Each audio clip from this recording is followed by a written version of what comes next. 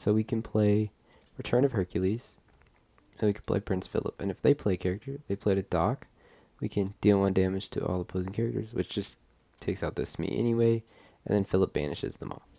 Alright guys, I wanted to show off this deck I've been working on for pretty much the entire set. Once I saw that Return of Hercules was revealed and we could get a turn 5 Prince Philip into a Chief Bogo, that board wipe is too good. So I've always been a fan of Emerald Steel discard. It's just, I'm forced to be the anti-meta guy, so I couldn't really play it. And to be honest, I don't really know what happened when I started building this. It just got crazier and crazier because while I love discard, I also love the whole Floodborne thing. And I love this Return of Hercules, and I love this Big Simba, and there's just so much going on. I really think this deck has really good potential if you brought this to a tournament or a local event, anything like that. It's not too toxic. I mean, this card is, not fun. There's also a ton, and I mean a ton of room for changes. Like, I only have 3 Ursula. You could totally have 4 Ursula. You could have 4 more if you could drop Robin Hood. You could add Mickey instead. You could get rid of these Simbas and just have all the other Floodborns. I just really like this Simba. Even though he's not a Floodborn, it's awesome. And I also wanted to showcase specifically this Simba on the right here. Because he can banish locations and items, and he's a Floodborn, he really fits this current meta because there's so many McDuck Manors falling around, and those like turn 3 dimes off Oswald.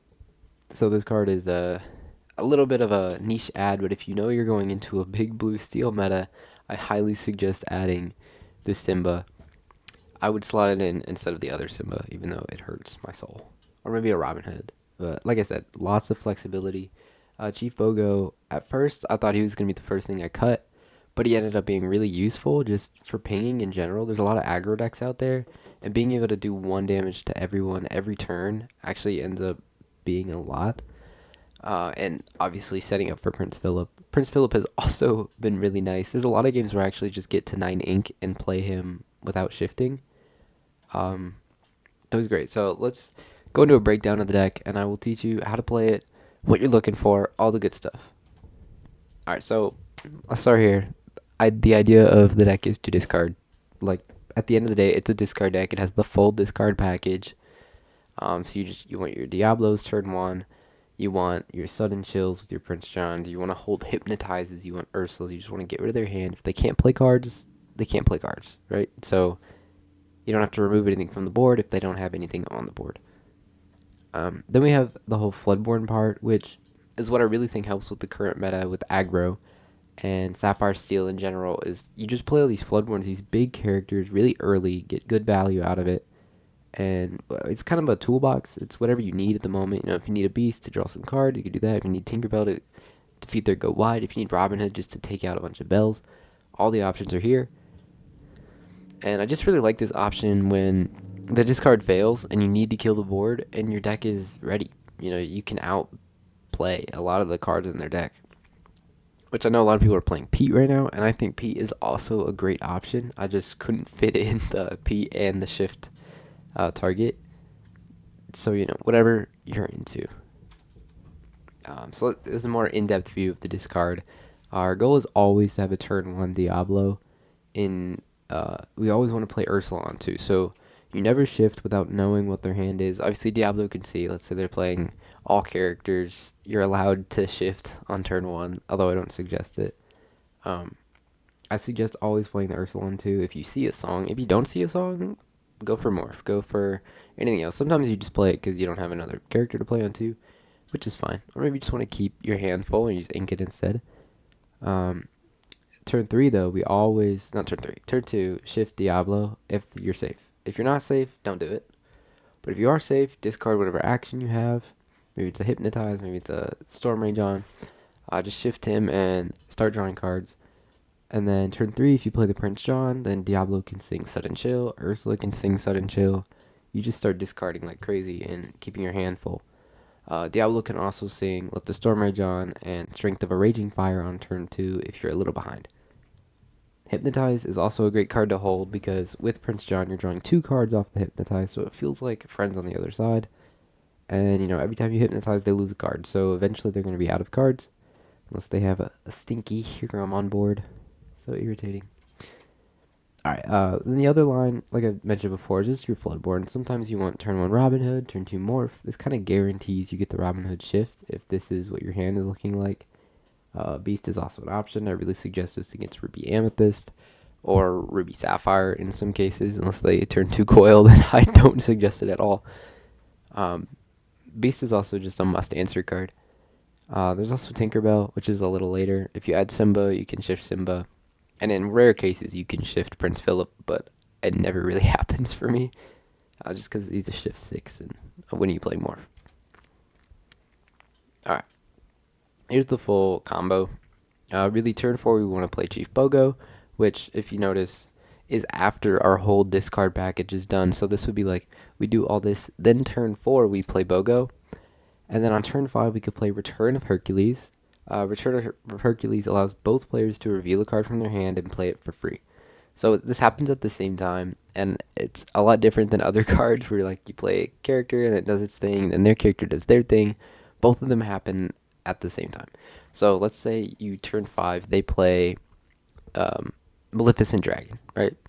Big character, you play Prince Philip. So you both lay them out at the same time. Well, you would do it first, but nothing would happen yet. Then they would reveal their character. So obviously, if you reveal the Philip and they're like, oh, I don't want to do anything, they don't have to play a card. They can opt out of it. But you already played your Philip. So then, when Philip is played, Chief Bogo, you get two options here. You can activate Chief Bogo's ability, which triggered off Prince Philip being a Floodborn, or you can activate Prince Philip's ability when you play him. So when you play the Philip on turn 5, you can activate Chief Bogo's ability to do 1 damage to each opposing character, and then activate Prince Philip's ability to banish all damaged characters, which is, in almost every case, a board wipe, unless they have something with resist, or some other weird way around it. It's usually, if there's a Cogsworth on board, it hurts a lot, and you might want to find some other way to get damage on characters before you end up playing the Philip. Unless you really just want to kill Cogsworth, which is an option.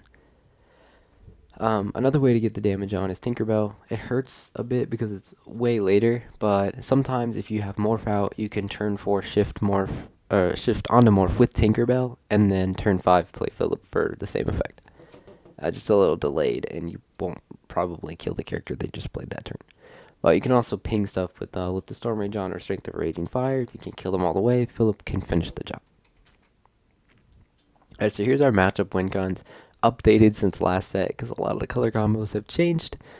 But I'm keeping Amber Amethyst as like the hyper aggro variant. It doesn't have to be Amber Amethyst. It can be literally any color. I've seen aggro in every combination. But let's start with Amber Emerald. The Lady in the Tramp deck is super popular right now, and which it also falls under the aggro category. So these are very similar, as you can see. So our goal is to play widespread damage. Tinkerbell's great because a lot of the deck has 4 strength, those Nalas, and Little John. So she could take them out instantly. I know dealing the widespread damage hurts a little bit. They can Rapunzel it, but it's only 1. It's not that big of a deal. Chief Bogo is the same reason. You're just whittling down their characters. You can take them out.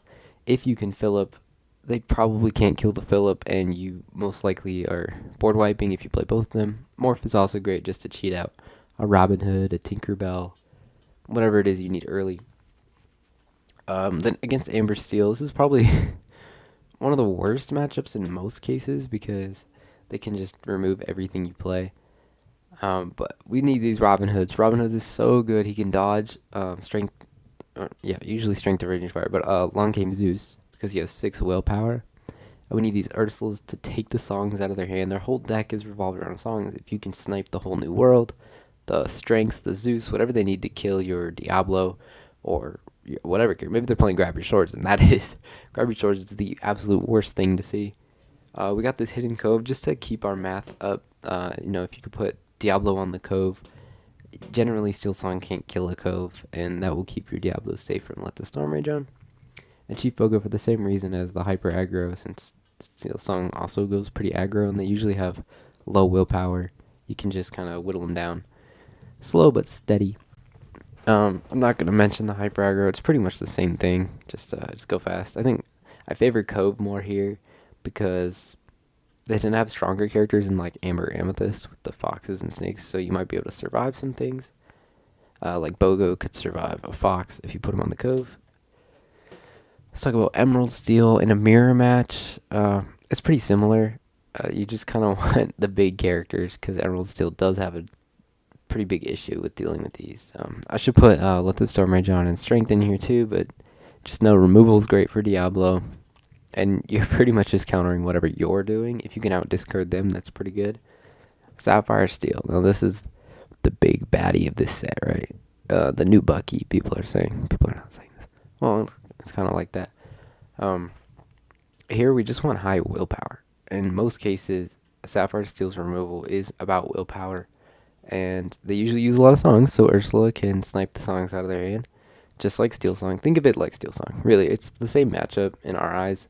We want to discard them pretty early, get their crucial things out of their hand, and hopefully we can stick a Simba or a Prince Philip and just wipe the board, clear them out, and quest out as fast as possible because Sapphire Steel has the craziest recovery of any deck in this game, and you do not want to let them get back into it with the Tamatoa or Hiram Blabersham. It's just brutal every way. Ruby Sapphire is really similar, but we really want to focus on the Prince John, Diablo, and Beast. These are our draw engines, and Ruby Sapphire always struggles with outdrawing them. And I put Philip here just as a representation of strong characters. High strength is what we're aiming for, so that we can dodge the Sisus. Like this would take 2 Sapphire Coil triggers to be removed by any of their Ruby removal that's strength related. Even Medusa, because he would go to 4 if it was just 1 coil. So it just takes a lot of work. And he can challenge pretty much everything in their deck except Tamatoa. Anyways, yeah, Diablo's great because unless they have a Brawl, they can't really deal with the Diablo. Obviously, there's Coil, but hopefully you're discarding them enough where playing Coil is not very good for them. Alright, let's talk about the mulligan. This is my last slide, so hopefully you've got the information you needed. But the mulligan is super important. This is the dream. Really, right here, we need Diablo and Shift Diablo. That's all we ever want. We also want on Ursula, like I put here. Ursula is super, super important. Another line you can get is pretty much the same thing, but Robin Hood.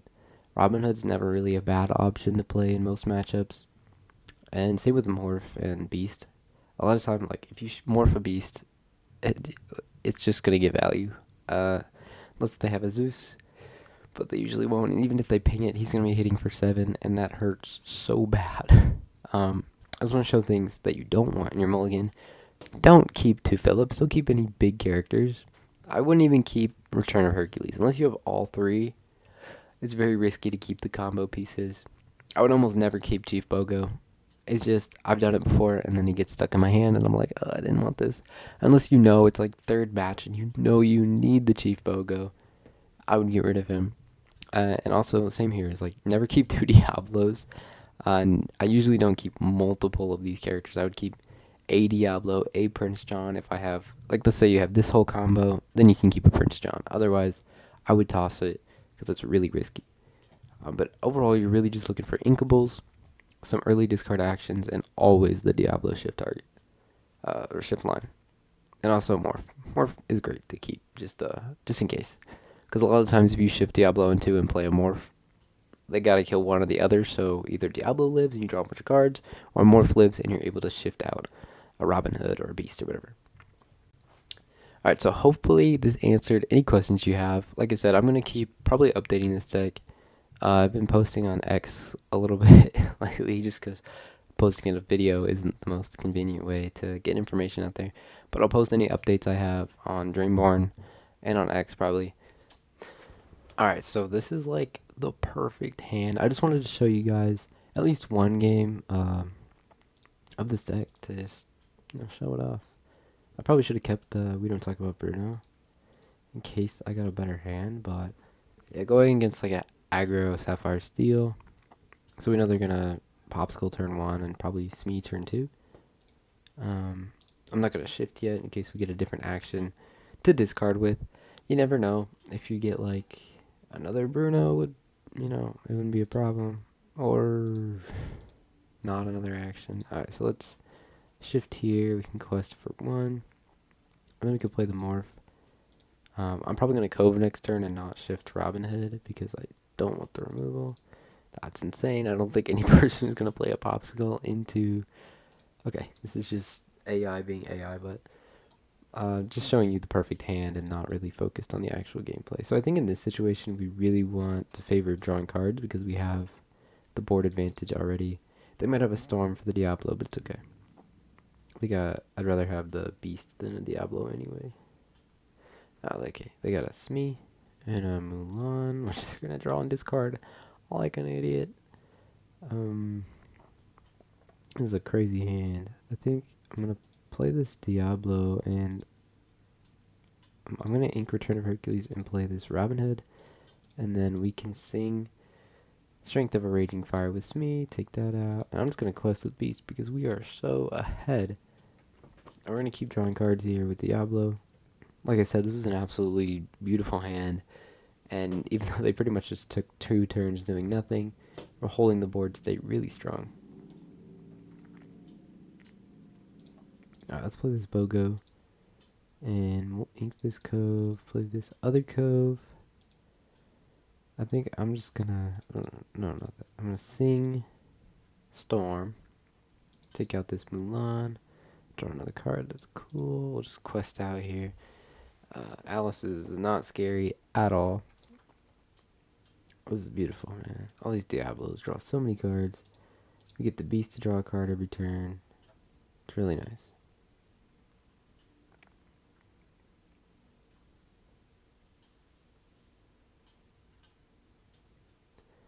So yeah, I think the only issue with Bogo is the silly Calhoun. So here we're gonna do 2 damage to both of these characters, with one with Tinkerbell and one with Bogo.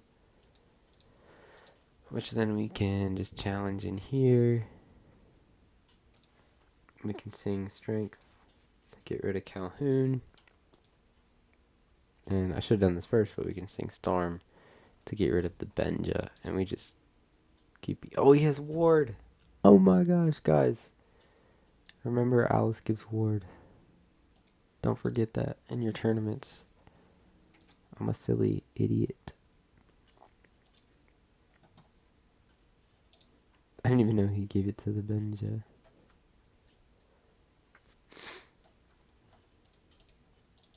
Also a reminder that if someone uses Let the Storm Rage on your Diablo, you do draw a card. Which in my case, I draw 2 cards. I have so many cards, actually. I'm still drawing more. I can play this other Tinkerbell, why not? Just do the damage. Damage is dealt. We can sing a Bruno, why not? Discard that.